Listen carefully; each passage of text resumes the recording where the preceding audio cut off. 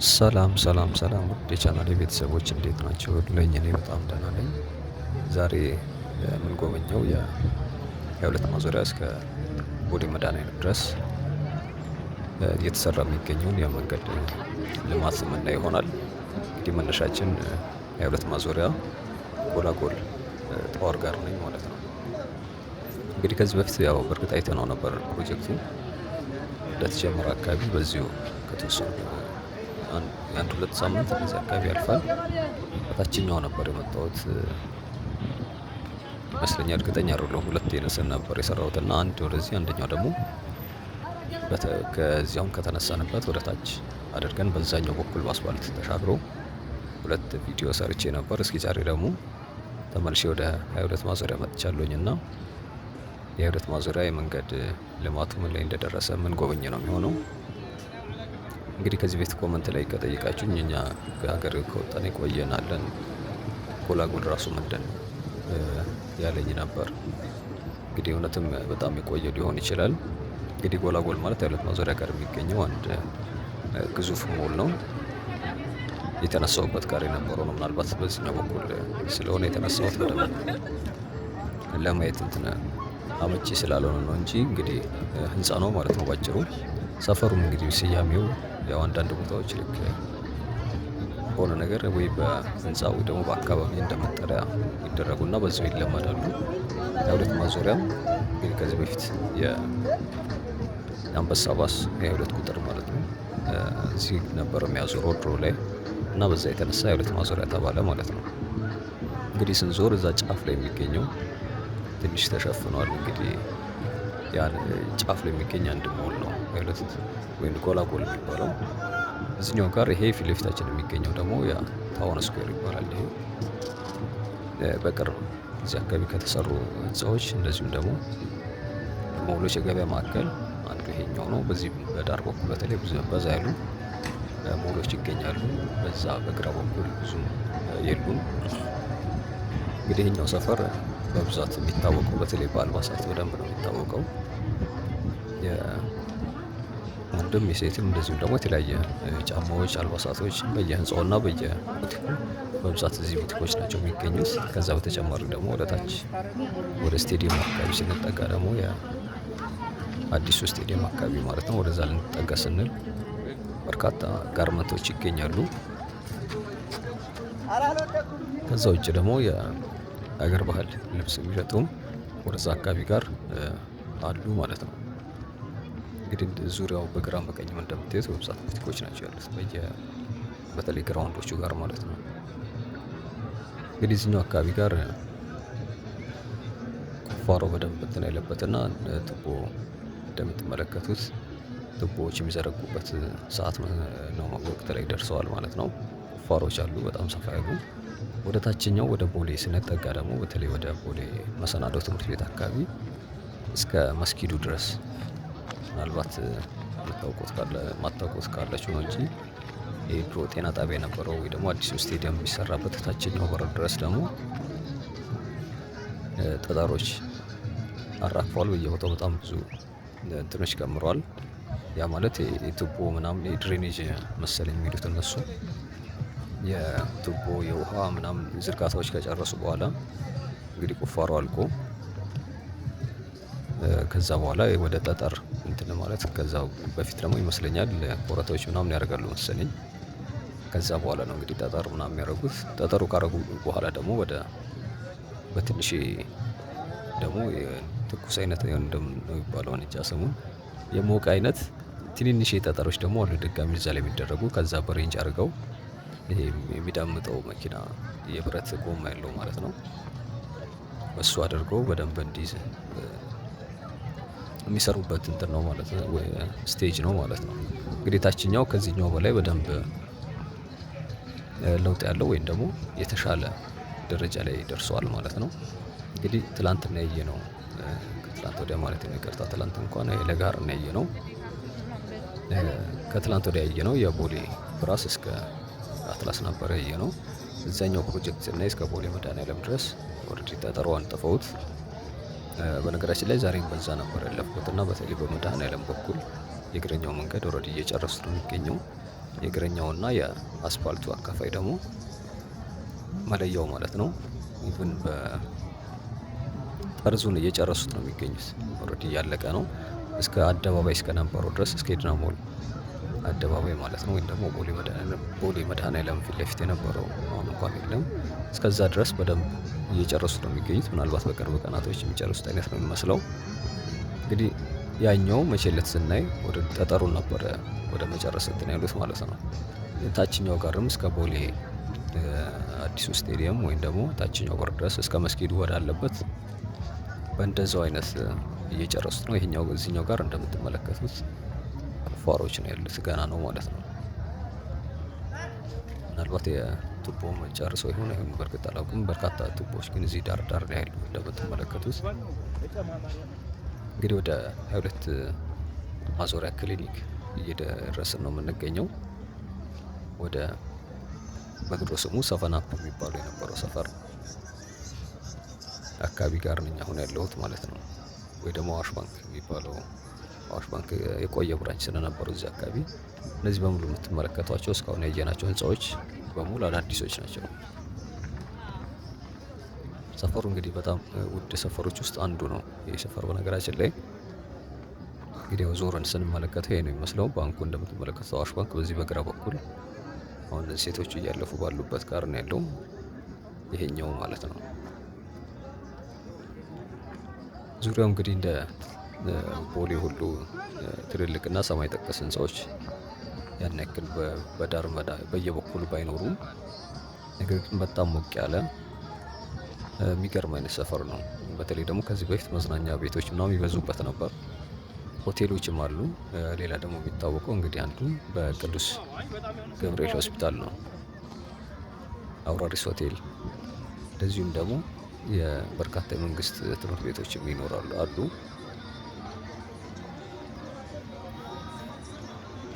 ከዛ ወረድ ስንል ደግሞ የተወሰነ ቀበሌው አለ፣ የዚህ የወረዳው ማለት ነው።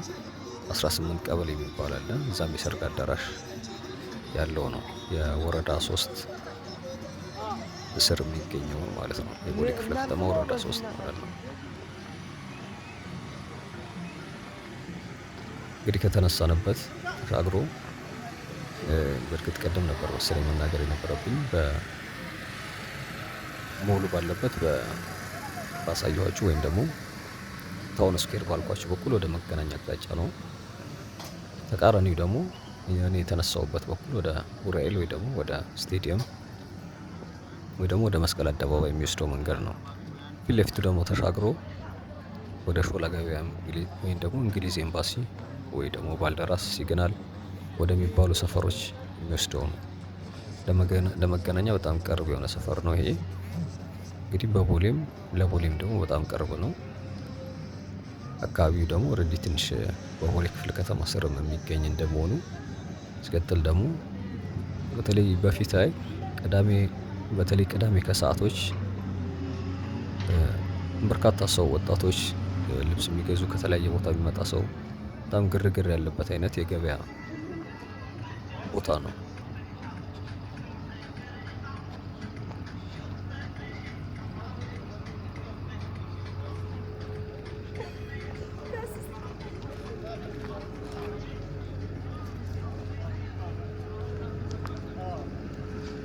ያው እንግዲህ እንደምትመለከቱት ቱቦዎችን እየቀበሩ ነው የሚገኙት። ወደ አውራሪስ እየተጠጋን ያለ ነው። አውራሪስ ሆቴል አካባቢ ማለት ነው። እሱ ጀርባ ላይ ድሮ ቡናቦርድ የሚባል ሰፈር ነው ያለው የነበረው። የመንግስት ትምህርት ቤትም አለ፣ ኤሌመንተሪ ብርሃን ዛሬ የሚባል።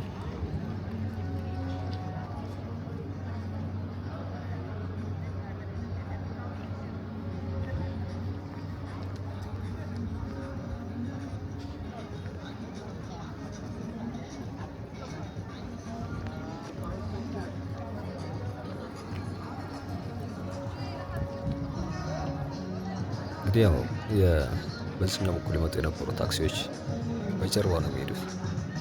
በዚህ በቀኝ በኩል አንድ አስፋልት አለ፣ አሁን እኛ እየሄድን ካለንበት ማለት ነው። የሚያስወጣው ደግሞ በትክክለኛው ጫፉ ዋናውን አስፋልት ሊጨርስ ካለ ወደ አክሱም ሆቴል ወይ ደግሞ ጌታውን በሻ ወደሚባለው ቦታ ጋር ነው የሚያስወጣው ማለት ነው።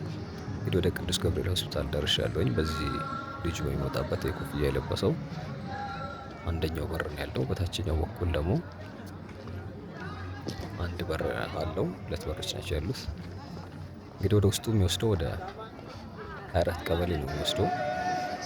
24 ቀበሌ ደግሞ ከዚህ ከመገናኛ በስተጀርባ የሚገኘው ማለት ነው። ከመገናኛ ከገቢዎች ፌዴራል ገቢዎች ሚኒስቴር 40-60 ኮንዶሚኒየሞች አሉ እዛ አካባቢ። ከእሱ ትንሽ ዝቅ እንዳላችሁ ወደ አዲሱ ስቴዲየም መውጫ በር ወይ ደግሞ ወደ ኢምፔሪያል አካባቢ የሚወስደው መንገድ ማለት ነው። ወደ እሱ የሚያስወጣ ነው አሁን ያየነው፣ ወይም ደግሞ ሆስፒታሉ ጀርባ ማለት ነው። ሳልነግራችሁ የተራሩ መሰለኝ። በዚህ በኩል ባለፍንበት በኩል ደግሞ የአውራሪስ ሶስት ሆቴል ነው ያለው። እሱም እዚያ አካባቢ በጣም የቆየ ሰፈሩ ከቅዱስ ገብርኤል ጋር አውራሪስ ጋር ከሁለት ክሊኒክ ጋር አዋሽ ባንክ ጋር እንዲህ እየተባለ ነው የሚጠራው። ቀበሌ ደግሞ አሁን ወደ እየተጠጋ ነው። በዚች ጋር ለሰፈሩም ጭምር ምልክቶች ናቸው።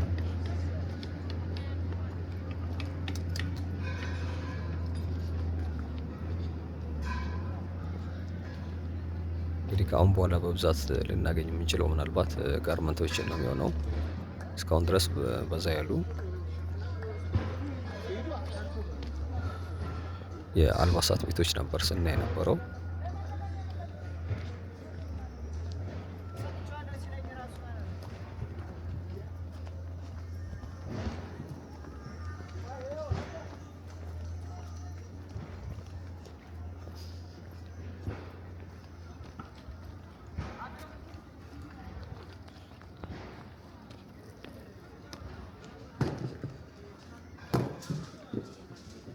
እንግዲህ በየቦታው ይሄ የስልክ እንትን የሚያወጡ አሉ። ምንድን ነው የስልክ መስመር ይዘረጋ ነበር አድሮ በፊት ላይ መሬት ለመሬት ነበር የሚዘረጋው። ከዛች ውስጥ መዳብ ነች መሰለኝ መኪና እንትን ያለው።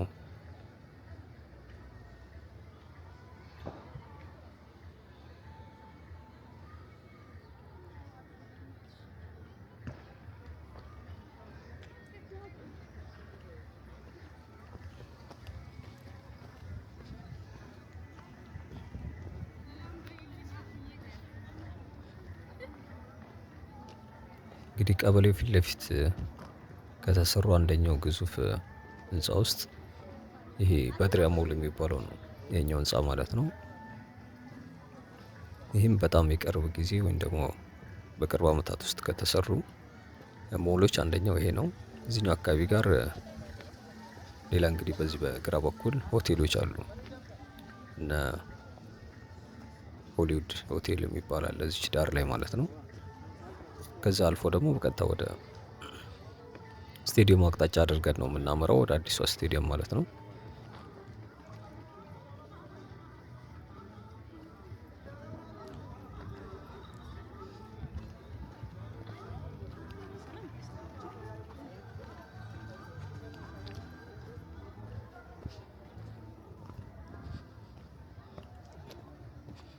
እንግዲህ ፕሮጀክቱ 2 ኪሎ ሜትር ነው የሚሸፍነው ዛሬ እኛ የምናየው ማለት ነው። የሚሰራውም በመንግስት ሙሉ ኮስቱ ሙሉ ወጪው በመንግስት ነው የሚሸፈነው ማለት ነው። ከተነሳንበት እስከ ቦሌ መድኃኔዓለም ድረስ 2 ኪሎ ሜትር ነው። ስለዚህ እኛ የምንጓዘው 2 ኪሎ ሜትር ይሆናል ማለት ነው። በእርግጥ ትንሽ ሰዓት ወደ መምሸት እያለ ነው። እንግዲህ ያስቀጥለናል ብዬ ተስፋ አደርጋለሁኝ። ትንሽ ለታክሲ ደግሞ ሰፈሩ አስቸጋሪ ነው። ምናልባት ይሻል የነበረው በቦሌ ቢጀምር ይሻል ነበር መሰለኝ። ባለፈው በዛ በኩል ስለጀመርኩ በተቃራኒ ደግሞ በዚህኛው በኩል ያለውን ለማሳየት ነበር። እንግዲህ ሆቴሉ ያልኳችሁ ይችኛዋ ነች ሆሊውድ ሆቴል። በዚህ በቀኝ በኩል ደግሞ በርካታ የጋርመንት ላይ የተሰማሩ እንትኖች አሉ፣ ተቋማቶች አሉ። ለዚህ የተማሪ ዩኒፎርም፣ የመስሪያ ቤቶች፣ የተለያዩ አልባሳት በትዕዛዝ የሚሰሩ ማለት ነው። እንግዲህ በዚህ ውስጥ በኩል በቀኝ በኩል ደግሞ በፊት ኮሌጆችም ነበሩ። አሁን ላይ በእርግጥ ይኑሩ አይኑሩ አላውቅም። በፊት ነበረ ነው የሰፈሩን ማውቀው። በዚህ በግራ በኩል ደግሞ ኦቪድ ዋናው መስሪያ ቤት እዚህ ነው የነበረው። ኦቪድ ማለት እንግዲህ አሁን አዲስ አበባ ውስጥ በጣም የሚታወቁ የሪል ስቴት እና ይሄ የመኖሪያ ቤቶች በመገንባት የሚታወቅ ትልቅ ተቋም ነው። አሁን ላይ በተለይ ወደዚህ ወደ 60,000 ቤቶች መስራት ጀምረዋል። በዚህ ከቦሌ ቡልቡል አልፋችሁ ወደ ኮዬ ስትሄዱ ማለት ነው። ምናልባት ሚዲያ ላይ እሱ እንኳን በደንብ የምትሰሙት ይመስለኛል። የገላን ጉራ ሳይት የሚባል አለ። ማስታወቂያም በእርግጥ በደንብ ስለሚያስነግሩ የምትሰሙ ይመስለኛል። እንግዲህ ያለፍነው መንገድ ይህንን ይመስላል።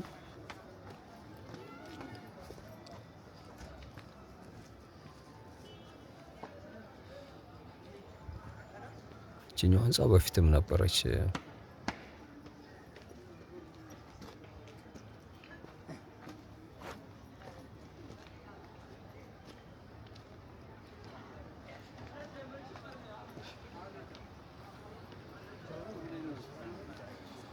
ትንሽ መንገዱ አስቸጋሪ ነው። ከታየ ነው ብዬ ነበር ወደ ዳገቱ የወጣሁት።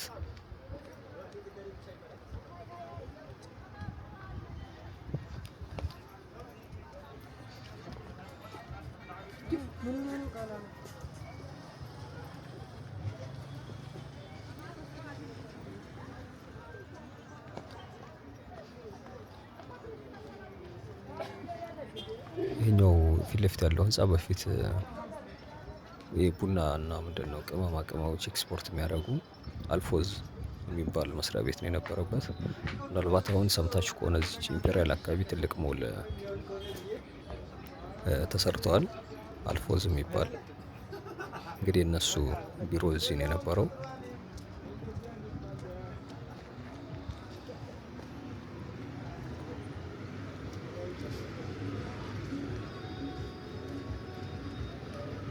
የቡና እንደዚሁም ደግሞ የቅመማ ቅመም ኤክስፖርተሮች ናቸው። አሁን እያለፍኩበት ያለሁት ትንሽ መንገዷ ከባድ ናት። ህንፃ ደግሞ በቅርቡ ምናልባት ሚዲያ ላይ ሰምታችሁ ከሆነ ከዚህ ከደቡብ አፍሪካ መጥቶ አንድ ባለሀብት የሰራው ወይም ደግሞ ሰርቶ ያስመረቀው ሞል ነው። ፌስቡክ ላይ ትልቅ ፔጆች ሲዘግቡት ነበሩ።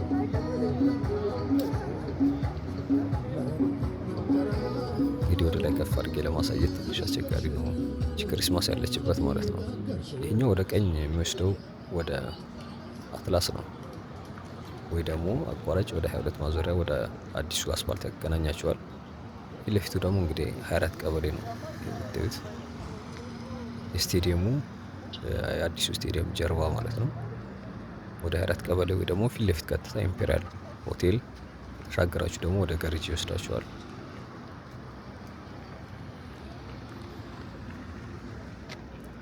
እዚህኛው አካባቢ ጋር ትንሽ የቆየ መሰለኝ። በፊትም እንደዚሁ አይነት ነበር ያየሁት።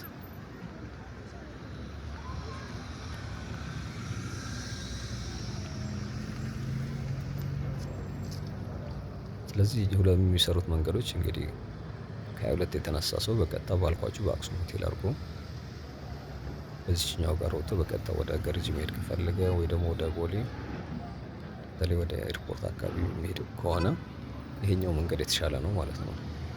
ቀጥታ ኢምፔሪያል ያስወጥተዋል። በኢምፔሪያል ወደ ቦሌ ወረድ ማለት ነው። ይሄኛው መንገድ እንደምታዩት ያው አገልግሎት ላይ ስላልሆነ ማለት ነው። ታክሲዎችም ሲጭኑ እንግዲህ እንዳልኳችሁ ቅድም ከተነሳንበት ከ22 ማዞሪያ የግድ ወደ በመንደር ነው የሚሄዱት። ከዛ ሄደው የዚህ ስቴዲየሙ መጨረሻው የታችኛው በር ጋር መውጫ አለች፣ ወደ ውስጥ የምታስገባ አንዲት መንገድ አለች። እሷን መንገድ ተከትለው ቀጥታ ወደዛ የሚሄዱ ይሆናል ማለት ነው። ወደ 22 ወይ ደግሞ እስከ ጫፍ ድረስ ያስመጣቸዋል ማለት ነው፣ እስከ መስጊዱ ጫፍ። ያው በፊትም አብዛኛው እስከ ቦሌ መድኃኔዓለም ድረስ ነው የሚጭኑት። አንዳንዴ እስከ ብራስ ይሄዳሉ።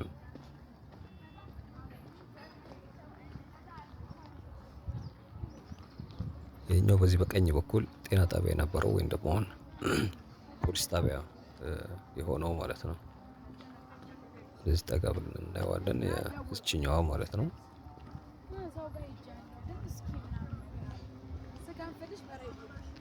ጤና ጣቢያው አሁን ወደ ኢምፔሪያል አካባቢ እንደሄደ ቦታ ተቀይሮ ወደዛ እንደሄደ ሰምቻለሁኝ።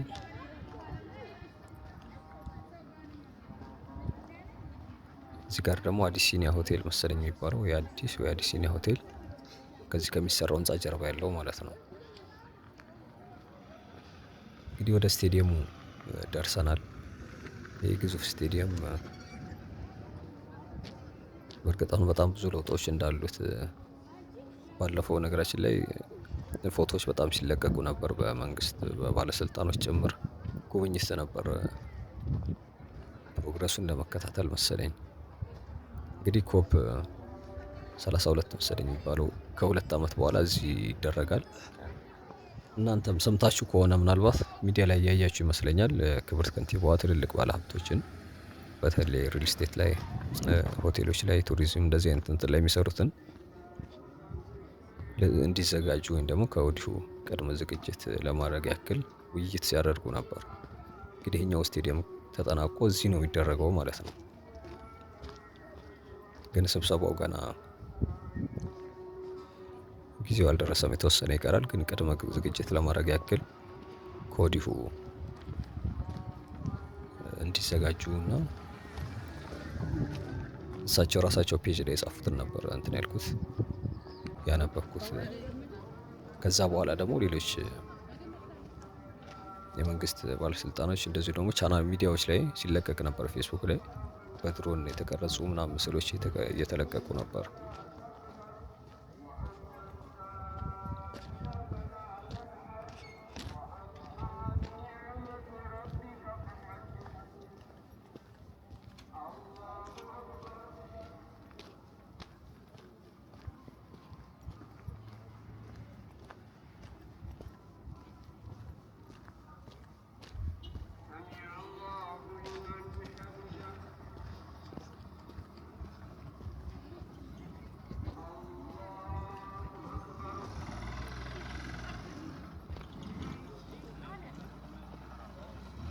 እንግዲህ ከስቴዲየሙ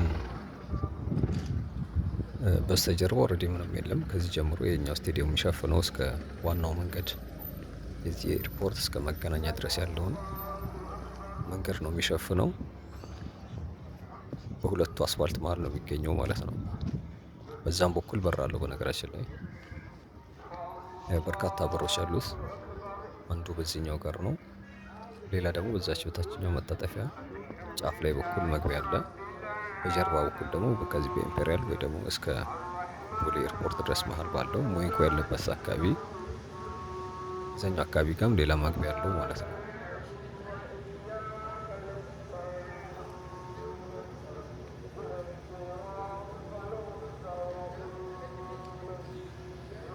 እንግዲህ ትላንትና የጎበኘነው ለገሃርን ነበር። ለገሃር ብዙዎቻችሁ ጠይቃችሁኝ ነበርና ውስጥ መግባት ባልችልም የተወሰነ ዙሪያ ላይ ያለውንና እንደዚሁም ደግሞ የፕሮጀክቱ ሲጀመር የተያዘለት ዓላማ እቅዶቹ ምናምን ምን እንደሚሰራበት የተወሰነ ሃይላይት ሰጥቼ ነበር። ኮመንት ላይ ደግሞ በጣም አሪፍ ኮመንቶች እያየሁኝ ነበር። እኔ ራሱ ማላቃቸው ብዙ እንትኖች ሀሳቦች አንስታቸዋል። አመሰግናለሁ። ከዛ በኋላ ደግሞ ቼክ ካረኩት ውስጥ አንዱ በጣም የገረመኝ ባለ የኢግል ሂልስ ባለቤቱ ወይም ደግሞ ከሰራ እንትን ያው አቡዳቢ ባለሀብቶች እንደሆኑ ይታወቃል። ከነሱ ውስጥ ደግሞ የቡርጅ ከሊፋ እና ዱባይ ሞል መሐመድ የሚባሉት ግለሰብ ናቸው። እንግዲህ ኢግል ሂልስን በዋናነት በባለቤትነት እንትን የሚመሩት ማለት ነው። እንግዲህ ሁለቱን ሞሎች የእሳቸው እንደሆነ በኋላ ላይ ነበርን። በእርግጥ መጀመሪያ አይቼ ቢሆን በዛው እግረ መንገድ ነግራችሁ ነበር የሰማሁትና በጣም ነው የገረመኝ። ማለት አልጠበቅኩትም ነበር። እንግዲህ መስጊዱ አካባቢ ጋር ደርሰናል። ስቴዲየሙ ታችኛው በር አካባቢ ጋር ማለት ነው።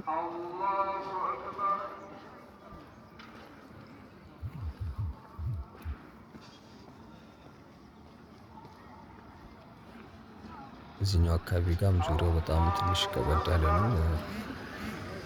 የእግረኛ መንገዱ የትኛው ነው እንትን ብሎ አያስታውቅምና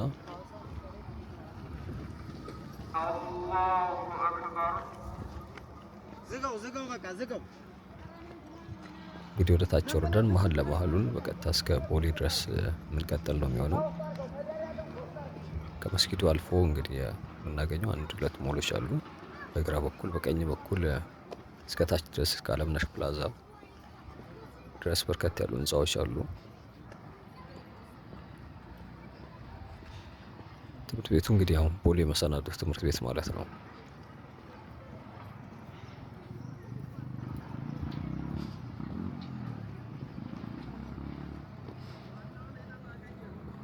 እንግዲህ እስከተወሰነ ድረስ መኪናዎች እየሄዱ ነው ያሉት። ምናልባት ያው ወደ መንደር የሚገቡ እነሱ ናቸው የሚሆኑት።